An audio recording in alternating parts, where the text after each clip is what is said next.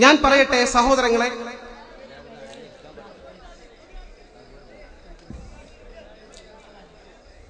ഈ കഴിഞ്ഞ പ്രസംഗങ്ങളിൽ മുഴുവൻ കേട്ടത് സാക്ഷാൽ കാന്തപുരം വിഭാഗം നടത്തിക്കൊണ്ടിരിക്കുന്ന രാഷ്ട്രീയ കാപട്യങ്ങളും തിരിമറികളുമാണ്. എന്റെ പ്രിയപ്പെട്ടവരെ, 2.5 പതിറ്റാണ്ടുകാലം കേരളത്തിൽ കാന്തപുരം വിഭാഗം നടത്തിക്കൊണ്ടിരിക്കുന്ന പ്രവർത്തനങ്ങൾ അടുത്തറിയുന്ന സംഘടനാ പ്രവർത്തകരുടെ കൂട്ടത്തിൽ ഒരു എളിയവൻ എന്ന നിലയിൽ അനുഭവത്തിന്റെ വെളിച്ചത്തിൽ പറയട്ടെ, ഇത് രാഷ്ട്രീയ കാപട്യങ്ങൾ മാത്രം നടത്തുന്ന വ്യക്തിയല്ല, ഗ്രൂപ്പല്ല അവരുടേത്. മുസ്ലിം ഉമ്മത്തിന് എന്തിനോടൊക്കെ പ്രതിബദ്ധതയുണ്ടോ, പ്രത്യേക താല്പര്യമുണ്ടോ, ആഭിമുഖ്യമുണ്ടോ, അത് മുഴുവനും വിറ്റ് കാശാക്കുന്ന, ചൂഷണം ചെയ്യുന്ന ഒരു പ്രത്യേക വഞ്ചക വിഭാഗമാണ് അവരെന്ന് അവരുടെ ചരിത്രം പരിശോധിച്ചാൽ മനസ്സിലാക്കാൻ സാധിക്കും. യതീം കുട്ടികളോട് നമ്മുടെ സമുദായത്തിന് എന്തൊരു സ്നേഹമാണ്. പള്ളികൾ നിർമ്മിക്കുന്നതിന് മുസ്ലിം ഉമ്മത്തിന് എന്തൊരു താല്പര്യമാണ്. പള്ളി നിർമ്മിക്കുന്നതിന്റെ പുണ്യത്തെക്കുറിച്ച് വളരെ വളരെ വിശാലമായി പഠിച്ചവരാണല്ലോ നമ്മുടെ ആളുകൾ. അതുപോലെ സ്വലാത്തിനോട് എന്തൊരു ആദരവാണ് നമ്മുടെ സമുദായത്തിന്.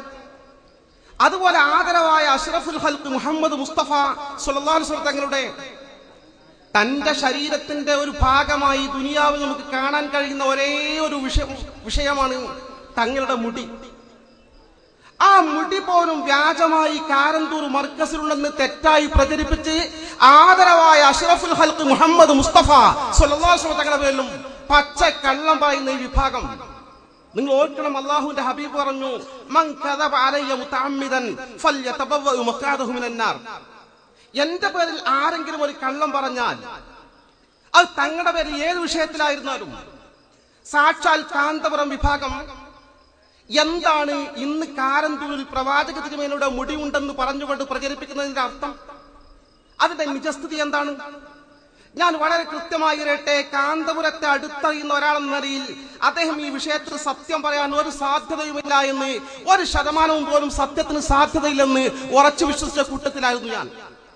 അത് ബോധ്യപ്പെടാൻ വേണ്ടി അതിന്റെ കൃത്യമായ ഒരു വിശദീകരണം അനിവാര്യമായ സാഹചര്യത്തിൽ സുന്നത്ത് ജമാഅത്തിന്റെ പ്രതിയോഗികൾ ക്യാമ്പുകളിൽ ചോദിക്കും, കാരന്തൂർ മർക്കസിൽ പ്രവാചക തിരുമേനിയുടെ മുടിയുണ്ടല്ലോ, നിങ്ങൾക്ക് എന്താണ് അതിനെ കുറിച്ച് അഭിപ്രായം എന്ന് പറയുമ്പോൾ നമുക്ക് കൃത്യമായി മറുപടി പറയാൻ ആദർശ രംഗത്തെ പ്രശ്നമായതുകൊണ്ട് പ്രയാസം വന്ന സാഹചര്യത്തിൽ അത് തുടർന്നു. ഞാൻ ഓർക്കുകയാണ്, വേങ്ങരൽ ക്യാമ്പിൽ ഇതേ ചോദ്യം ഉയർന്നു വന്നു, കാരന്തൂരിൽ പ്രവാചക തിരുമേനിയുടെ മുടിയുണ്ടെന്നതിനെ കുറിച്ച് നിങ്ങൾ എന്ത് പറയുന്നു?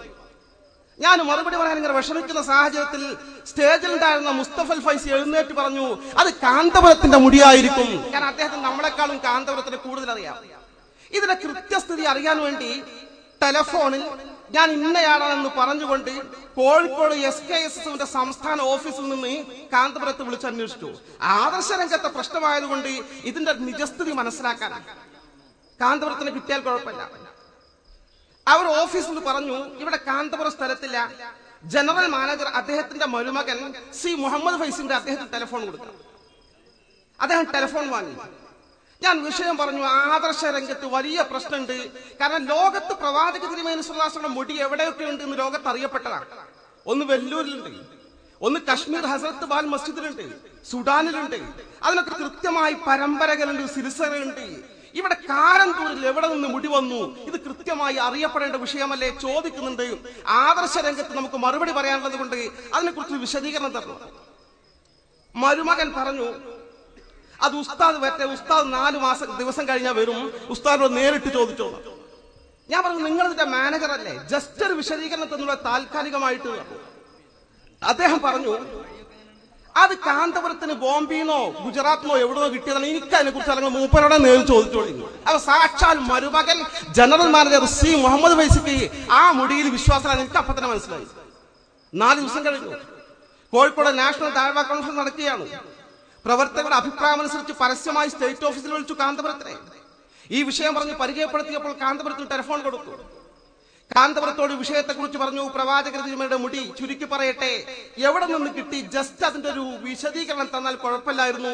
ഒരു വിവാദം ഒരു പ്രദേശത്തിനായി നമുക്ക് ഉറപ്പിച്ച് പറഞ്ഞുകൂടെ, നബിയുടെ മുടി അവിടെ ഉണ്ടെന്ന് ഉറപ്പിച്ച് പറഞ്ഞുകൂടെ? അതിനുവേണ്ടി ചോദിക്കുകയാണ്. അപ്പൊ അദ്ദേഹം പരിചയം പുതുക്കി. ആ മോനിപ്പോ എവിടെയാണ് ജോലി ചെയ്യുന്നത്? എന്തൊക്കെയാണ് മാൻ മുസ്ലിങ്ങളുടെ വിശേഷങ്ങൾ? വളരെ വിശാലമായി വാചാലമായി സംസാരിച്ച കാന്തപുരം നബി തങ്ങളുടെ മുടിയുടെ ഫലായിലുകളും പുണ്യങ്ങളും ഇങ്ങനെ പറയാൻ തുടങ്ങി. 5-10 മിനിറ്റ് പറഞ്ഞു.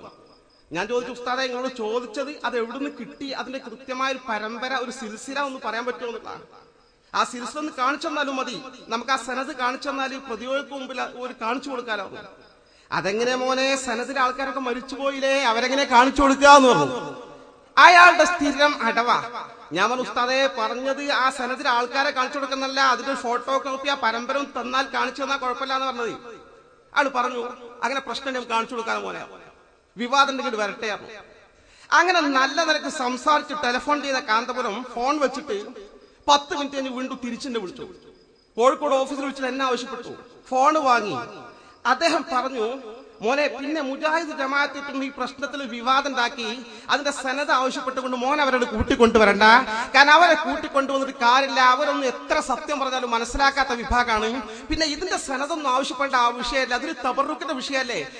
വിശ്വാസമുള്ള ആൾക്കാർ വിശ്വസിച്ചോട്ടെ, ബർക്കത്തെടുത്തോട്ടെ, അല്ലാത്ത ആളുകൾ ബർക്കത്തെടുക്കാൻ വരേണ്ട എന്ന് പറഞ്ഞുകൊണ്ട് ആദരണീയരായ അഷ്റഫുൽ ഖൽഖ് മുഹമ്മദ് മുസ്തഫ സ്വല്ലല്ലാഹു അലൈഹി വസല്ലം വിശുദ്ധമായ മുടി എവിടെ നിന്ന് എന്ന് ഈ നിമിഷം വരെ പറയാൻ തയ്യാറാകാത്ത കാന്തപുരം ഇക്കഴിഞ്ഞ റബീഉൽ അവ്വലും ആ മുടിയിട്ട വെള്ളം വ്യാജമായ മുടി ഇട്ട് ജനങ്ങളെ വഞ്ചിച്ചുകൊണ്ടിരിക്കുക. എല്ലാത്തിനും തട്ടിപ്പ്.